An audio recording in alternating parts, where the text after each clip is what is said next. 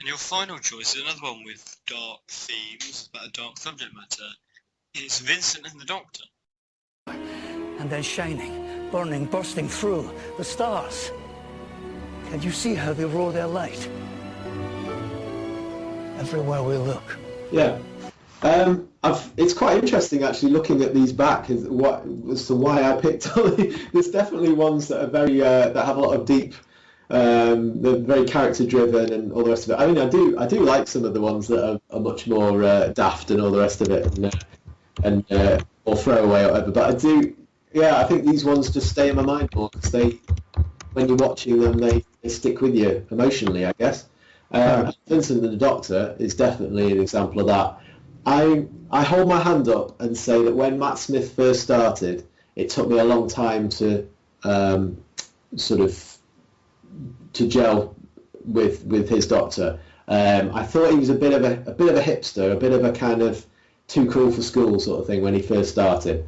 I'm really glad to be proven wrong, and I think it's serials like this that made me realise how wrong I was, because he's just brilliant in this, and he has such a sort of range as an actor that he shows in stories like this. And interestingly enough, his first one, the first in which I've completely forgotten the name of, The 11th Hour. It wasn't until I went back and watched that again that I realised what an amazing story that is. It's so sort of timeless. It's like a folktale. It's like he plays like a Rumpelstiltskin type character in that. He's just really enigmatic and interesting straight away. And again, just like Tom Baker, he pretty much owns that character within the first few scenes of playing it. But it wasn't really until Vincent and the Doctor that I saw how interesting that Doctor could be, and also how interesting that series could be, because to take on something like mental illness and manic depression in what is basically a kid's show is just really a really brave thing to do, and they didn't dumb it down. They didn't sort of make it pop psychology. They did it in a really interesting way and through a really interesting character of I don't know the name of the guy who played Vincent van Gogh in it, but he was fun. He was such a he's just brilliant in that. He doesn't overplay it. He doesn't make it into it's just really well written and really well acted all the way. And you can't ask for better than that in any drama. And I like the whole metaphor that he saw off a monster, but then like the bigger monster of his mental illness is what sort of in the end got him, sort of thing. Yeah. It's also interesting from Amy's point of view. I saw it as a bit of a standalone one at the time, but it's interesting going back and watching it because she'd just forgotten about Rory, hadn't she? She'd just he'd been taken out of existence at the time. I think it was the first time he died, wasn't it? Like the first. Yeah. It's interesting to see her relationship with him as well. Just a great, really well written, really well acted story. That just another one that gets better every time you watch it as well. It is a very poignant story, like your other choices, like Human Nature and Family Blood and The Curse of Fenric. They're all very sort of very emotional stories. They very much touch on the audience's collective emotions. Yeah. Sort of like,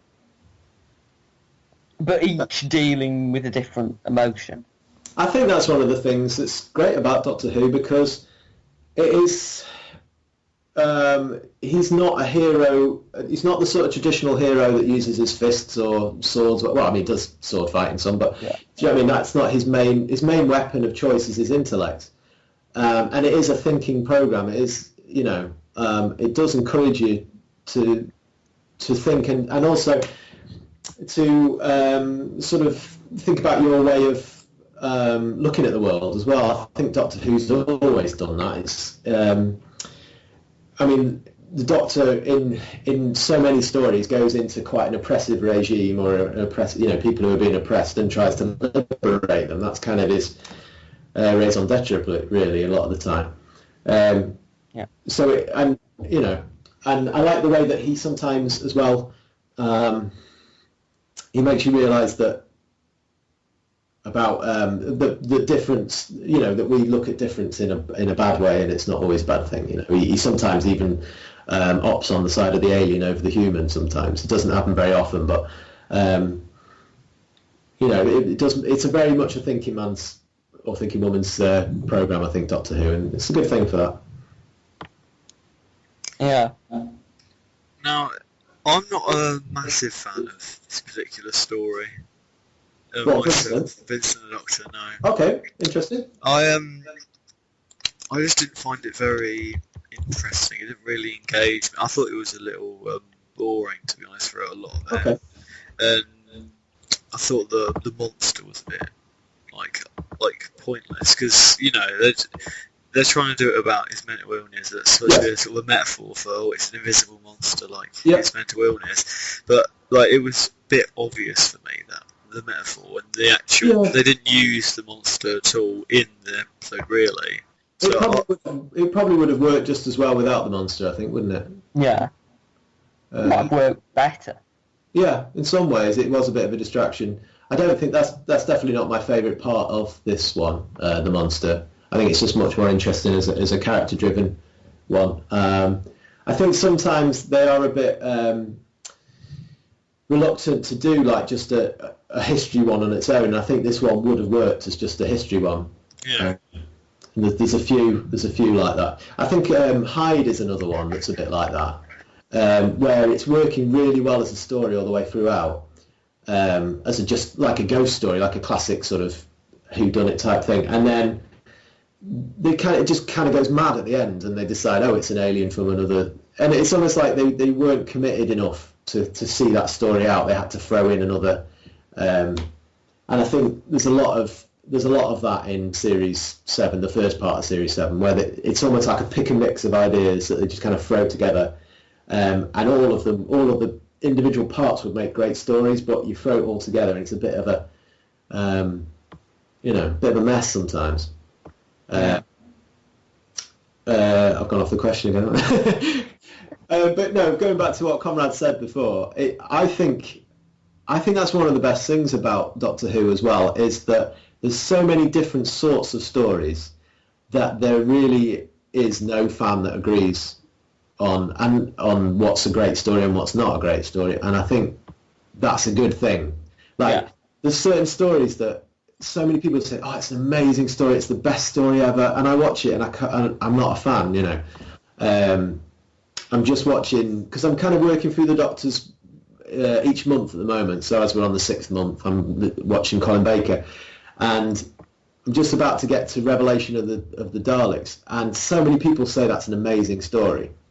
And when I first watched it, I just thought it was the most cringeworthy, really bad, with Alexei Sale doing the DJ and the Doctor being really arsey with his companion all the time. And Revelation is that the Doctor is pointless. If he didn't show up, it wouldn't make any difference to the plot. Right. Well, Davros is great in it. Davros is good in it. But what I mean is there's no fan agrees on what is, and hopefully my list sort of reflects that a bit. There are a few in there that most fans would say are classics, like your Tomb of the Cybermen, Curse of Fenric, things like that. But there's also stuff in there that are just kind of personal favourites that not everyone would like. So The Rescue and looking at me, listener. No, they're all fairly classic, I guess. Yeah. The Rescue's a bit of a wild card entry in there. But I like the fact that not everybody agrees. I think people get a bit too, because they love the show so much, I understand that, but they can be a little bit harsh on each other when everybody doesn't agree on what episodes. Yeah. But, that's one of the things I think, it's a bad analogy, but I'm also a big David Bowie fan, and every David Bowie album is totally different from the other. Yeah. And you'll never find a David Bowie fan that agrees on what is the best album, which is the worst. And it's exactly the same with Doctor Who. Pretty much every story has a different director, different writer.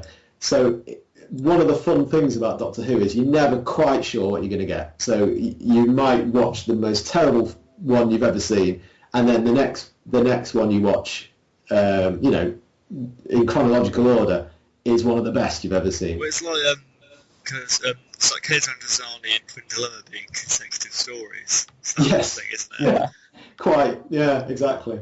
That's a very good example, actually. Yeah, I've just been watching those, but I'm looking forward to getting into July so I can get back to my first Doctor, which was Sylvester. So It's going to be a looking pretty forward to empty August, though. yeah, Do well, audios. I might do a bit of a John Hurt, you know, watch a few John Hurt films, you know, to. Yeah. What do you think about that whole sort of the War Doctor thing?